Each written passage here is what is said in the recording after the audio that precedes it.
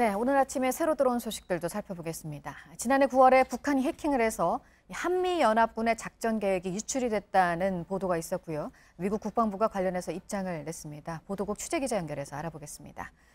이재승 기자, 미국 국방부는 어떤 입장입니까?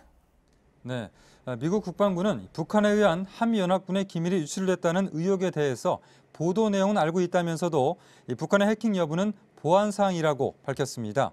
로버트 매닝 미 국방부 대변인은 어제 기자들과 만나 우리의 작전 계획과 북한 위협에 대한 대처 능력이 안전하다는 것을 확실하게 밝힌다라고 말을 했습니다.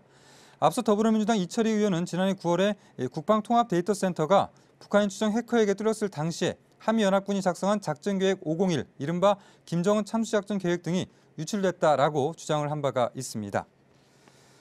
이어서 어제가 북한 노동당 창건 기념일이었는데요. 우려가 됐던 미사일 발사 등 군사적 도발이나 중앙보고대회 등의 별다른 창건 기념 행사는 없었습니다. 올해 이틀 전에 지난 8일이죠. 김정일 추대 20주년 기념 행사를 성대하게 치르면서 여기에 초점을 맞춘 것이 아니냐라는 분석이 새롭게 나왔습니다. 이런 가운데 북한이 4, 5년 뒤면은 핵무기로 미국 본토를 타격할 수 있을 것이라고 러시아 군사 전문가가 말했습니다. 러시아 전략미사일군 총참모장을 지낸 빅토르 예시는 북한이 20에서 30개의 핵폭탄을 이미 보유 중이라고도 주장을 했습니다. 내일부터 또 국정감사도 시작이 되는데 국감 관련 소식들이 또 쏟아지고 있습니다. 이 가운데 국민연금과 관련해서는 어떤 소식이 나왔습니까?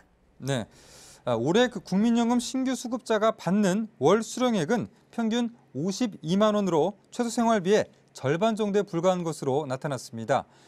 보건복지부에 따르면 2017년 기준으로 우리나라 국민연금 신규 수급자의 평균 가입 기간은 약 17년에 그치고 실질 소득 대체율은 24%에 머물렀습니다. 이에 따라서 이 국민연금의 실질적인 소득 대체율을 상향 조정해야 한다라는 이런 목소리가 계속해서 나오고 있습니다.